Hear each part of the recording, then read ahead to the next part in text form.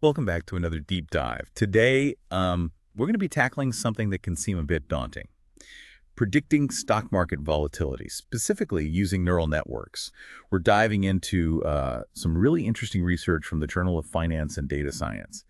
It features a model called TSMixer, and it's generating quite a buzz. Yeah, this TSMixer model is it's really shaking things up in the world of financial forecasting. So before we get into the nitty-gritty of TSMixer, let's make sure we're all on the same page. For those who might not be familiar, can you give us a quick explanation of what realized volatility is and why it's so important? Absolutely. Realized volatility, or RV, is essentially a measure of how much a stock's price has actually fluctuated over a specific period of time. It's like looking back and seeing how jumpy the stock has been.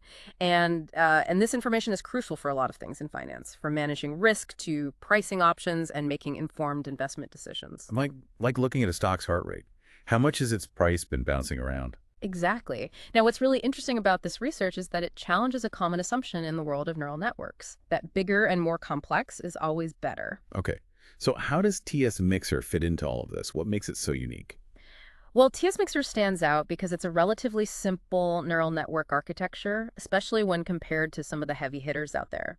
But what it lacks in complexity, it makes up for in its unique ability to process information. It's designed to handle what we call multivariate time series data.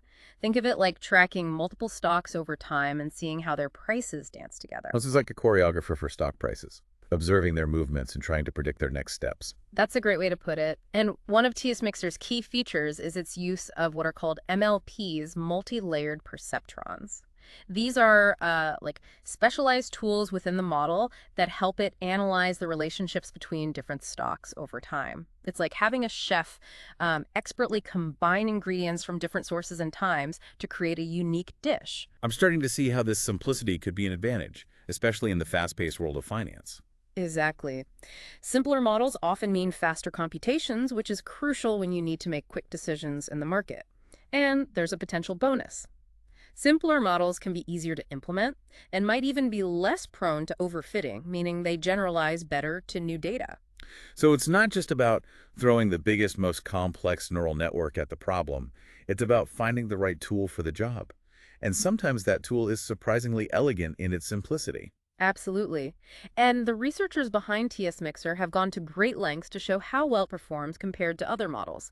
They tested it using data from 80 stocks in the S&P 100 index, spanning a pretty significant period from 2007 to 2021. That's a pretty robust data set. It includes some major market events like the 2008 financial crisis and the COVID-19 pandemic. Right, so it wasn't just smooth sailing. The models were really put to the test in some volatile times. So how did TSMixer stack up against the competition? Did it live up to the hype? Well, in their main analysis, where they focused on forecasting the realized volatility of individual stocks, TSMixer was the clear winner. Wow, that's impressive, especially considering it's going up against some well-established models like GAR-CH and HR, not to mention the newer neural network models. What were the key metrics they used to measure performance? They looked at several error metrics, including RMSE, MAE, and Q-like. RMSE, or root mean squared error, gives you an overall sense of how far off the model's predictions are from the actual values. MAE, or mean absolute error, is similar but focuses on the average magnitude of the errors. And Q-alike is a bit more technical, but essentially it's a measure of how well the model captures the shape of the volatility distribution. So on all three of these measures, TSMixer outperformed the competition. Yes, in the main analysis it did, but the researchers didn't stop there. They wanted to make sure these results weren't just a fluke. So what did they do to make sure these findings were reliable? Well, they conducted a series of robustness checks. It's like double checking your work to make sure you haven't made any mistakes. And this is where it gets even more interesting. They found that when they used data sets with fewer securities, things shifted a bit. Oh, tell me more about that. Well, in these scenarios, TSMixer wasn't always the top performer. It was still competitive, but other models like NB86 and NHI sometimes edged it out. So it seems like TSMixer's performance might be influenced by the number of stocks it's analyzing. Right. And the researchers suggest this is because TSMixer's strength lies in its ability to exploit relationships between different stocks. We called that feature mixing earlier. When you have a lot of stocks, those relationships become more apparent, and TSMixer can really capitalize on them. But when you have fewer securities, that advantage isn't as strong. So it's like having a world-class symphony orchestra. They might sound incredible in a large concert hall, but in a smaller, more intimate setting, a string quartet might be the better choice.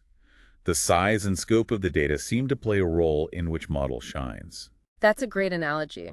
It highlights the importance of understanding the strengths and limitations of different models and choosing the right one for the specific task at hand. This is where I think it starts to get really interesting. So far, we've talked about how TSMixer works and how it performed in the research. But what does this actually mean for someone like me who is interested in forecasting stock market volatility? Should I be switching to TSMixer right away? That's a great question, and one we'll delve into further after a quick cook. Stay tuned. Welcome back. Before we went to break, we were unpacking TSMixer's performance, especially when it comes to predicting individual stock volatility. It seems like the size of the data set, the number of stocks being analyzed, can really affect how well it performs. But every model has its limits. What are some potential drawbacks to consider with TSMixer? That's an important point. No model is a silver bullet, and TSMixer is no exception. One thing to keep in mind is that deep learning models, like TSMixer, are notoriously data hungry. They need a lot of information to train effectively and to avoid something called overfitting, where they essentially memorize the data they've seen instead of learning general patterns. So if you're working with a limited data set or in a market with fewer stocks, you might not see the same level of performance from TSMixer. Precisely. That's something practitioners need to be aware of. If you're trying to forecast volatility in a market with just a handful of stocks, TSMixer might not be the best tool for the job. That makes sense. It's like trying to teach a supercomputer to play chess using only a handful of matches. It might learn those specific games really well, but it won't have the broad understanding needed to excel in a wider range of situations. Exactly. Another limitation, and this is something that often comes up with neural networks, is the black box problem. It can be hard to understand why TSMixer is making certain predictions. It can feel a bit like magic sometimes. Ah, the classic neural network mystery. You get these amazing results, but you're not always sure how the model arrived at them. That can be a challenge, especially in finance, where transparency is so important. Absolutely. If you can't explain why your model is making certain predictions, it's hard to build trust in its results. Imagine trying to explain to investors why you made a particular trade based on a model you don't fully understand yourself. It would be like saying, I trust this model because it just feels right. Not exactly a confidence-inspiring explanation. Not at all. The researchers did acknowledge these limitations and offered some potential workarounds. One suggestion is to use data augmentation techniques, essentially finding clever ways to increase the effective size of smaller data sets. So it's like giving TSMixer a bit more practice material, even when data is limited. Yes, think of it like creating variations on a theme. You're not adding brand new information, but you're giving the model more to work with, helping it generalize better. Interesting. Are there other ways to address these limitations? Well, they also mentioned transfer learning. The idea here is to train a model on a large data set from a related domain and then fine-tune it on your smaller target data set. It's like giving someone a crash course in a related subject before they tackle the main event. Ah, so it's like giving TSMixer a basic understanding of stock market volatility patterns by training it on a larger, more established market, and then letting it specialize in the specific market you're interested in. Exactly. It's a clever way to leverage existing knowledge and make the most of limited data. But even with these workarounds, the researchers emphasize that TSMixer is still a work in progress. They're calling for more research, encouraging others to build on their findings and push the boundaries even further. That's the beauty of scientific research. It's a never-ending quest for knowledge and understanding. Speaking of pushing boundaries, let's go back to that thought-provoking question you mentioned earlier. Does TSMixer's success imply a trend towards simpler, more interpretable neural networks in the future of finance? It's a fascinating question, and one that's generating a lot of debate in the field. We've seen this explosion of incredibly complex neural networks in recent years, but TSMixer's performance suggests that maybe, just maybe, we've been overcomplicating things. It's a refreshing thought. Sometimes the most elegant solution is the simplest one. And in a field like finance, where speed, efficiency, and interpretability are so important, that could be a game changer. Absolutely. So to recap, TSMixer has shown impressive performance, especially when it comes to forecasting the volatility of individual stocks. It's simpler than many other neural networks out there, which could be a huge advantage, but it's not without its limitations, namely the need for a lot of data and the inherent black box nature of many neural networks. What other exciting implications does this research have for the field of finance? Well, that's where things get really interesting. What if this idea of simpler, more efficient neural networks isn't limited to just volatility forecasting? What other areas of finance could benefit from this approach? And what about applications beyond the realm of finance?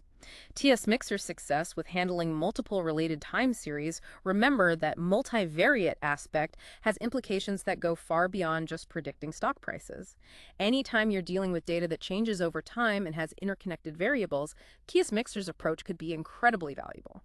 Okay, give me some examples. What other fields could benefit from this kind of analysis? Think about weather forecasting. You've got temperature, wind speed, humidity, all influencing each other over time in complex ways. Or traffic prediction. How do traffic flows on different roads interact and contribute to congestion patterns? Even in healthcare. You could analyze patient health records over time, looking at how different vital signs, lab results, and lifestyle factors relate to disease progression. The potential applications are vast. It's like TSMixer has given us a new lens to view the world, one that allows us to see those hidden connections and patterns in all sorts of complex systems.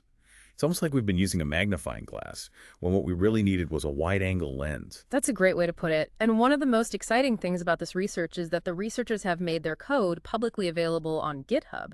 Anyone with the technical skills can explore it, experiment with it, and even contribute to its development.